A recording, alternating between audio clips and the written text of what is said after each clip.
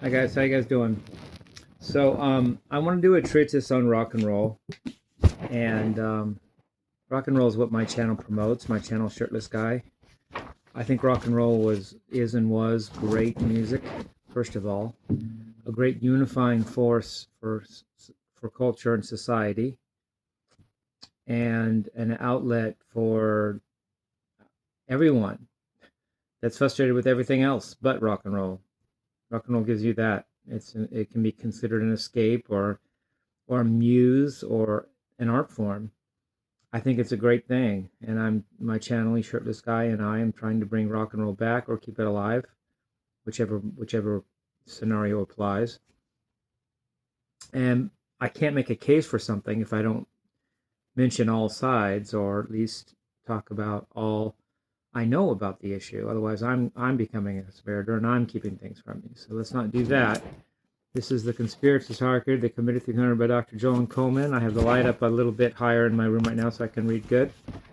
Not a problem with my eyes, just a problem with, I usually have it a little darker so it's harder to see the words.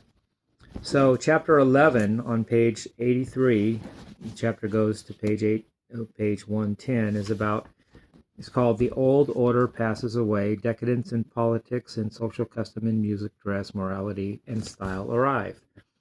Basically, John Coleman's making the point that rock and roll is a vehicle for cultural change. If it weren't for rock and roll, we'd still be like the Victorians. We'd still be dressed in, I don't even know because I wasn't there, but to the hilt. Queen Victoria. Oh my gosh, everything is so serious.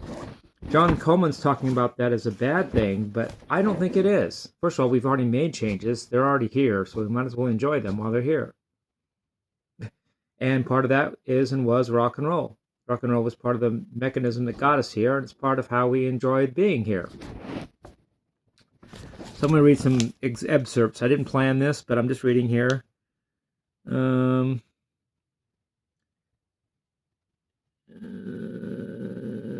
don't know. The word gay used to mean happy. It was co-opted.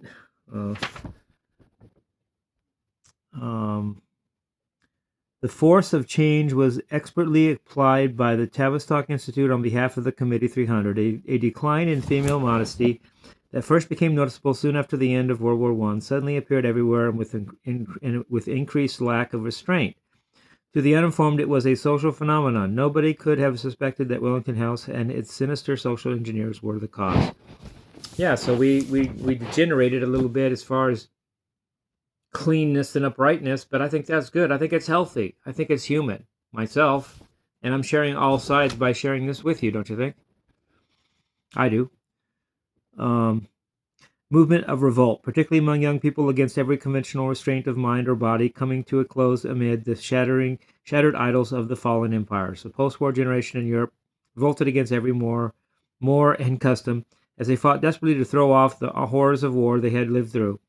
Necklines plunged and public smoking and drinking were widespread as a form of revolt. Homosexuality and lesbianism became demonstrable, not from any inner conviction but by way of protest at what had happened, and as a rebellion against the war, what the war had destroyed. Radical and revolutionary excess manifested itself in art, music, and fashion. Jazz was in the air, and modern art was thought to be chic. The comprehensible element of everything was don't give a care, and it was unsettling and unreal. Those were the years when all Europe was well shocked. Wellington House and Tavistock had done their work well.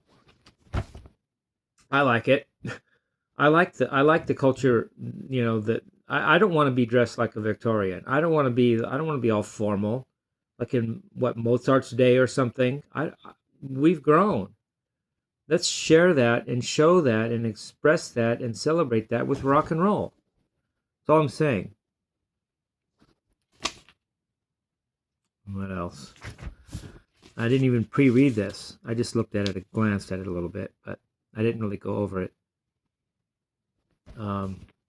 Beatles, the underlying whole Beatles music concept was Adorno's long-held belief that capitalism was evil because it fed the people with products of a culture industry to keep them passively satisfied and politically apathetic. His Beatle 12 atonal music, it really wasn't atonal. This guy is not a musician. John Coleman doesn't know what he's talking about musically, but whatever. It's not 12 tone atonal, that's a different thing. would throw a wrench into the works of the world's biggest capitalist state, the United States of America.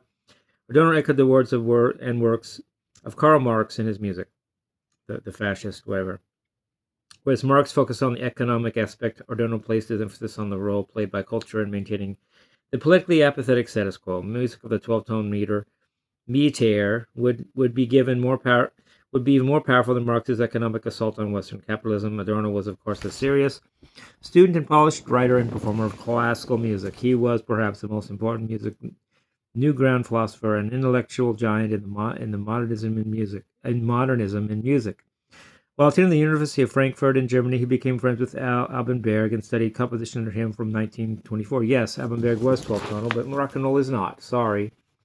There, Adorno learned the dialectics of George Hegel and applied it to his compositions. Adorno became professor of philosophy at the University of Frankfurt. To understand his Beatle music, one has to understand why he championed the new music. It was sprang from the belief that the bourgeois public does not want music that makes demands on its senses. He told Tavistock's Institute of Human Relations, new science scientists that what they needed was a new music that could be kicked around like a football, in which mass audiences would involve themselves with new musical experiences, a fundamental revolution that would affect millions of the masses having only a shallow experience in music. Says him, I love it.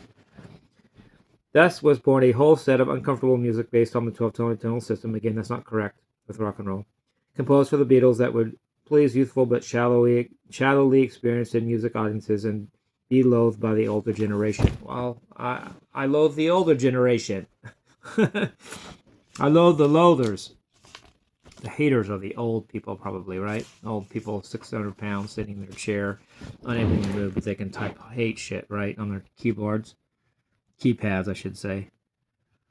Invite a breakdown, bring revolution to the world in the 60s and 70s. To the uneducated, the Beatles' Roller Beethoven was just a funny song.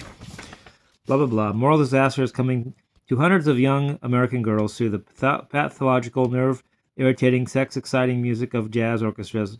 According to the Illinois Vigilance Association, repetitive heavy sound accompanied by incessant beat of drums would, if the subject were exposed to it long enough, exhibit some, if not all, the following disturbing patterns: rebellion, self-fixed opinions, joy, lethargy, despair, sexual activity, increase, and overexcitement. Well, okay, and sex is bad because you say so? Didn't God make sex? Or if God doesn't exist, which I don't think he does, that's how we procreate. It's part of our nature, it's part of life. Sorry, Mr. John Coleman. Anyway, let's see if I have anything else here. I've read this book like twice all the way through. And it's got good points to it, but I disagree with what he says about rock and roll, what he feels about rock and roll. I'm not gonna bore you guys with all this. I hopefully I haven't bored you already. I don't know. Whatever. One of the main techniques for breakdown of moral truths. Strategy of terror consists in exactly this tactic: keep the person hazy as to where he stands, just what he may expect. In addition, if frequent vacillations become severe disciplinary measures and promise of good treatment, together with the spreading of contradictory news, make the structure of the situation unclear, then the individual may cease to know whether a particular plan would lead toward or away from his goal. Under these conditions, even those individuals who have definite goals and are ready to take risks are paralyzed by severe inner conflict in regards to what to do. Blueprint for rock and roll, I guess, huh? It keeps me alive sometimes. I'll tell you that. Any people anywhere have the right to rise up and shake off the existing government and form a new one if it suits them better. Well, that's what I'm doing. Kentucky will furnish no troops for the wicked of the southern states.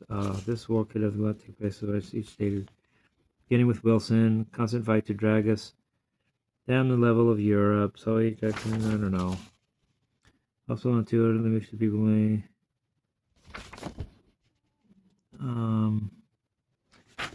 He says it's all evil because it's all headed to a one world government. But aren't we already going there? Aren't we already there? Aren't we gonna be there? Might as well enjoy rock and roll while we have it. Anyway, I love you guys. Peace, love, and rock and roll.